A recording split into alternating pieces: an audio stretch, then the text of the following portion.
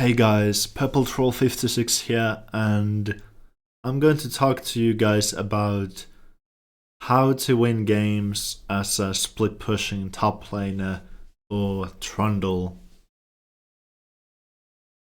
So, the topics of discussion we're going to be going over in this video are splitting as a climbing strategy, the benefits of playing simplistic champions in order to climb, and champion pools, and some general top lane macro tips and tricks like jungle tracking and minimap awareness, and also some mid and late game plans and how to have impact on your games. Also, some tips and tricks for improving your mental consistency as a player, and a few words about me as a player and my progress. So, yeah, a little bit about myself. I'm Purple Troll 56. I'm an experienced Trundle player. I have extensive knowledge about Trundle, and I recently hit Diamond 4 during my climb with Trundle only. As you can see here is my op.gg, and yeah, I reached Diamond 4 with 600 games, Trundle only. And I want you guys to keep some of the things I say in this video with, yeah, take them with a grain of salt, because at the end of the day, I am a Diamond 4 player, so, you know, some of my advice might not be that articulate. So, first, I want to talk to you guys about splitting as a climbing strategy.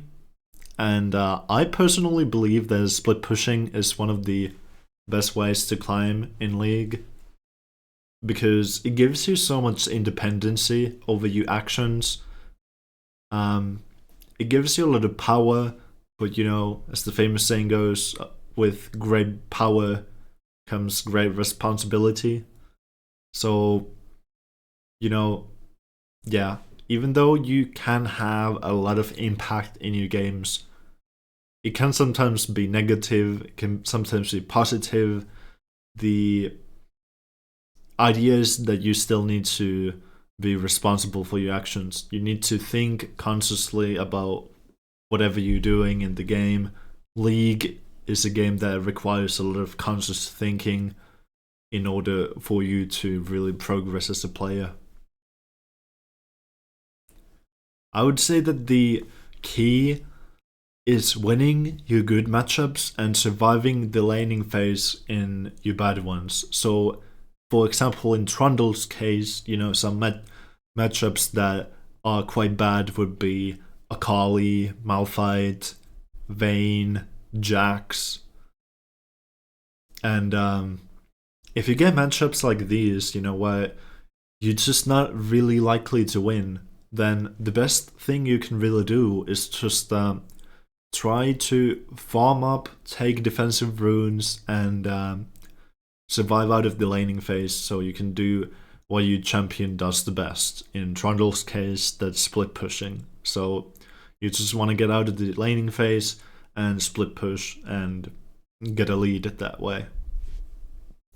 Not dying is hugely important, because your time on the map, it's really, really precious. And as the match goes on, I would say after like 10 minutes maybe, every time you die, that's pressure taken off of the enemy's back, and you know, they're just free to do more things on the map while you're dead, you know? One, you could be pressuring side lanes, pushing towers, and stuff like that, you know? And yeah, not dying is especially important if you have a lead and you want to keep the game as much as under your control as possible. Let's say that you somehow got 5 kills in like 10 minutes or something like that.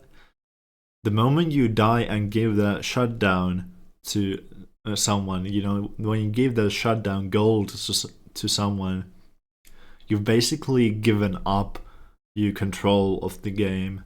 You need to ensure that, you know, the decisions that you make are calculated and not based on impulse. For example, a really common thing I see a lot of people doing, a really common mistake, is walking into the river when there's still vision on them. Let's take an example situation where I've just gotten a gank and, you know, I've killed the enemy top laner with my jungler, and my jungler decides to walk back into the river when there's still enemy minions around, or maybe there's a ward in the bush, you know? It happens really often, and then the enemy jungler, you know, they see that, you know, my jungler went into the river under vision. They see that and they go in there and kill him. Sometimes it happens with me as well. You know, I do the same mistake sometimes as well. Small things like that, you gotta think. League is a thinking game.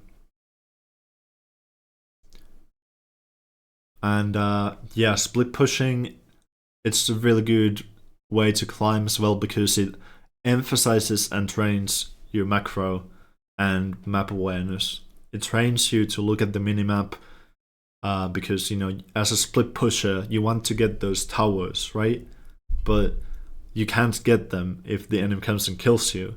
So you gotta learn to evade the enemy. So, you know, what do you do if you're in a side lane? You're pushing for a tower, a tier 2 tower, and you don't see anyone on the minimap. That's when you get away, you know? And yeah, it's a really good way to climb because it trains you to look at your minimap. It trains these important fundamentals and macro skills. And you should also be able to recognize when it's more valuable to group than split. Even if you're playing a split push champion, it doesn't mean that you should be split pushing all the time and never grouping with your team. It's important to be adaptive. Yeah. Then a couple of words about simplistic champions for climbing. So playing simplistic champions is a good way to climb and progress as a player because it lets you focus on the fundamentals of the game and improve your consistency and decision making. Let's say that you're playing a champion like Riven, for example, or Jace, someone really complicated. You're going to devote more time into learning those champions, and that's okay. If you want to play difficult champions, then that's totally fine. But there is a benefit to playing simplistic champions as well, and the benefit is that it allows you to dedicate more time into learning the game, learning macro, learning minimap awareness, learning correct decision making, wave management. It, you know, there's no added pressure of having to execute well on the champion that you're playing. Then some general advice for top lane macro. Knowing the advantages between pushing and freezing. Freezing is good if there are no objectives and your jungler is pathing towards you, or, you know, it's not really all that black and white as I'm, you know, what I'm saying here right now, because, you know, every game is different. There's a lot of factors that you need to take in, but this is a really summarized version of my tips and tricks. So yeah, also knowing the difference between fast pushing and slow pushing waves, it's really important. And if possible, always try to find things in your gameplay that bring you consistency to your games. For example, slow pushing and crashing the third wave if you can, to avoid the enemy jungler. knowing how to avoid ganks is really important as a top laner, and I would really recommend going into replays.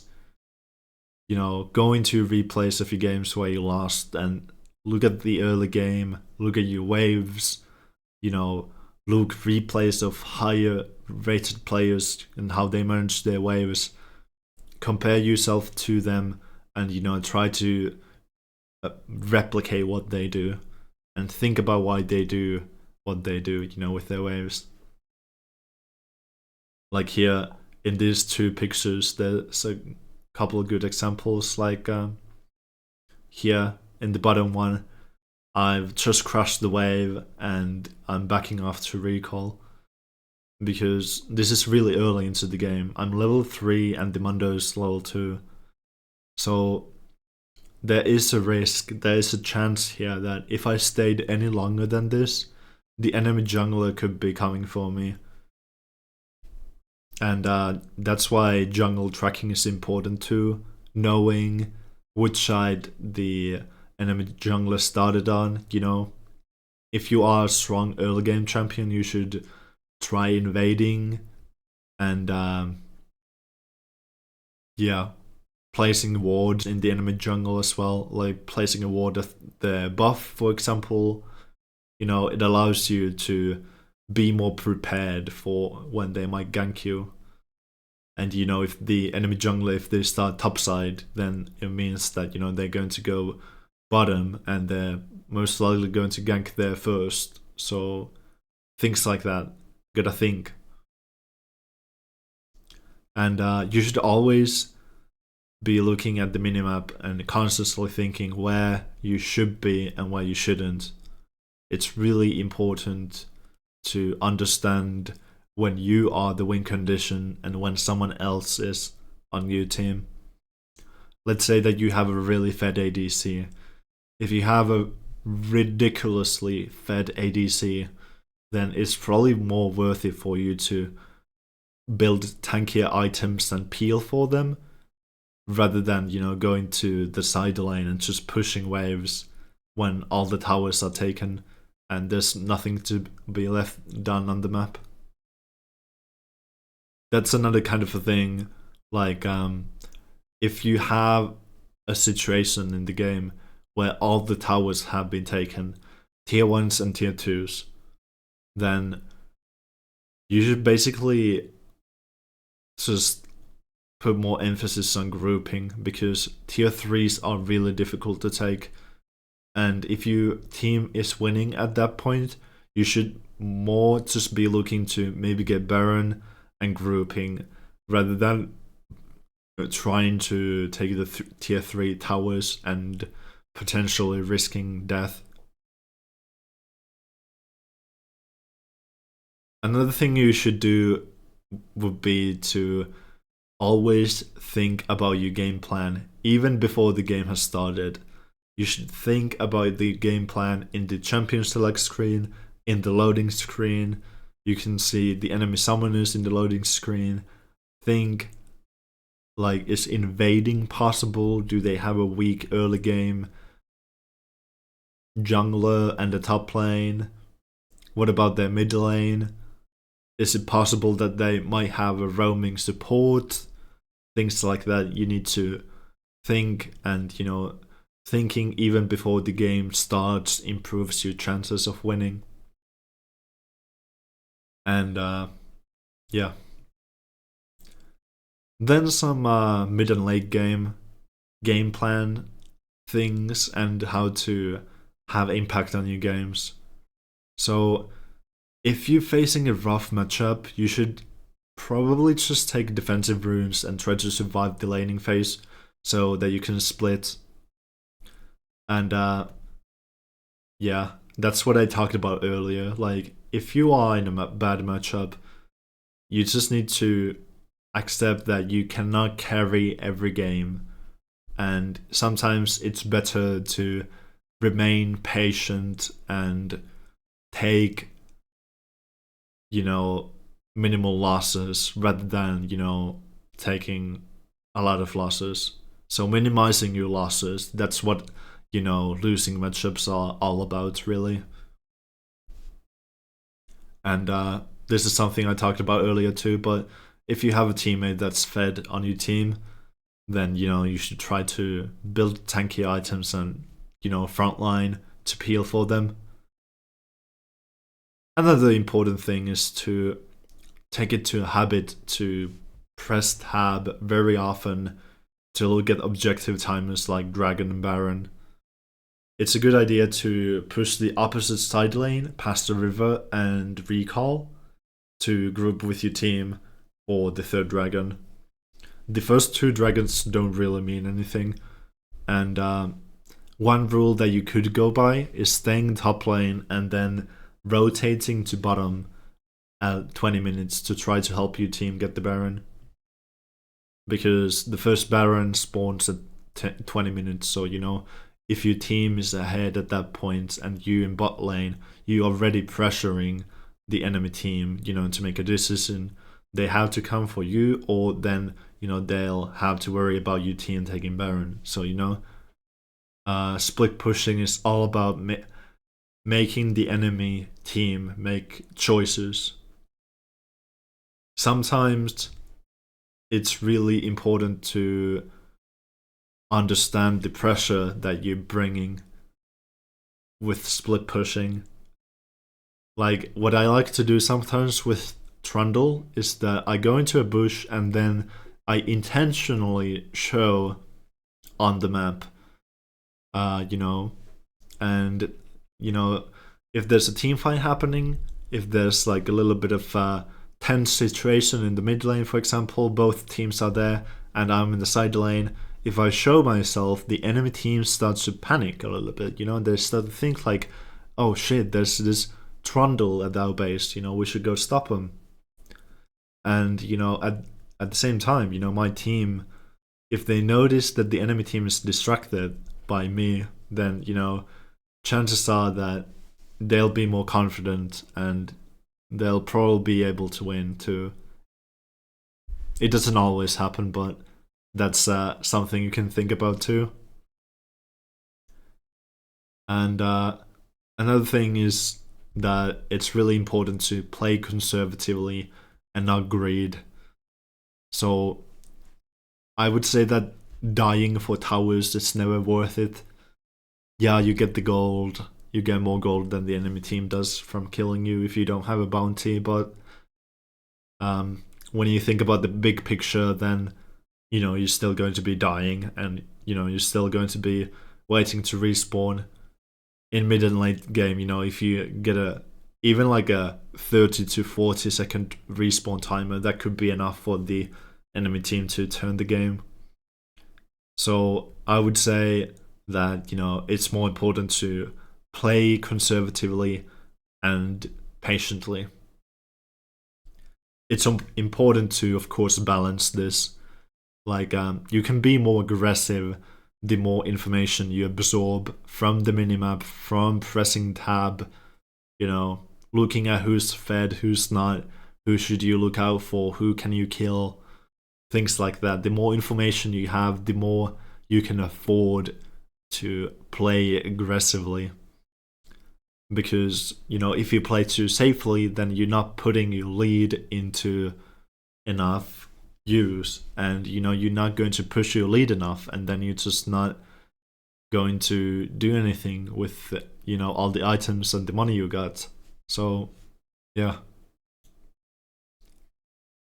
Then I have a couple of tips and tricks for improving your mental consistency as a player. So what I've noticed about myself is that it's important to not play too many games per session.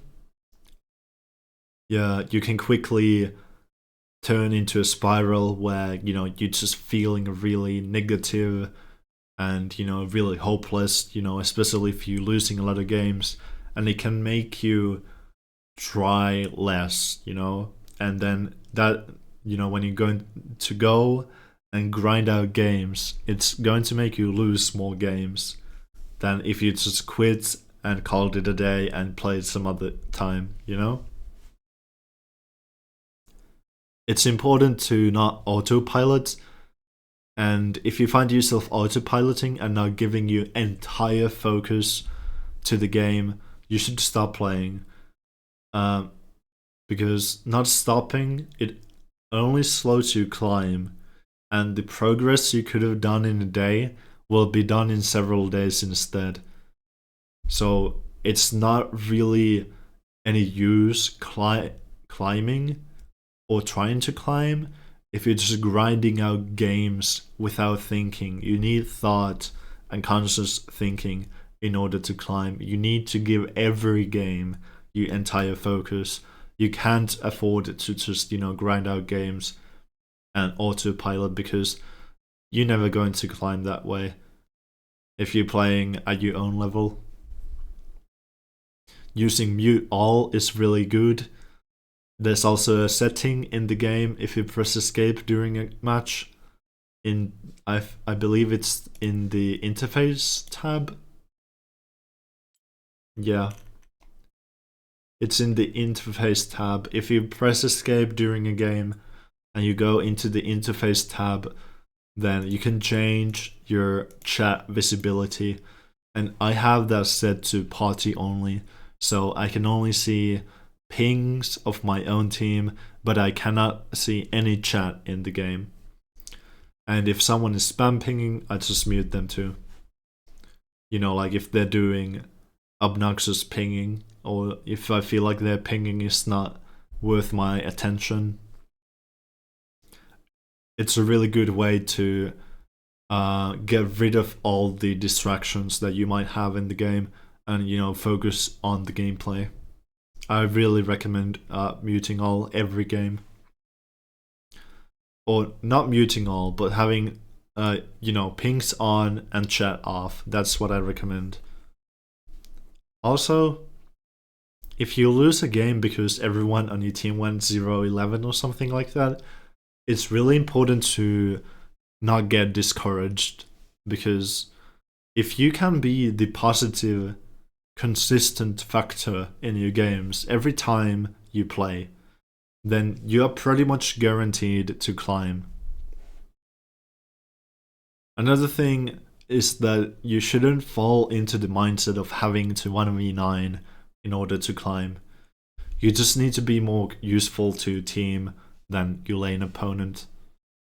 And another kind of a thing that comes with time, it's really difficult for some people to do, is dropping the ego.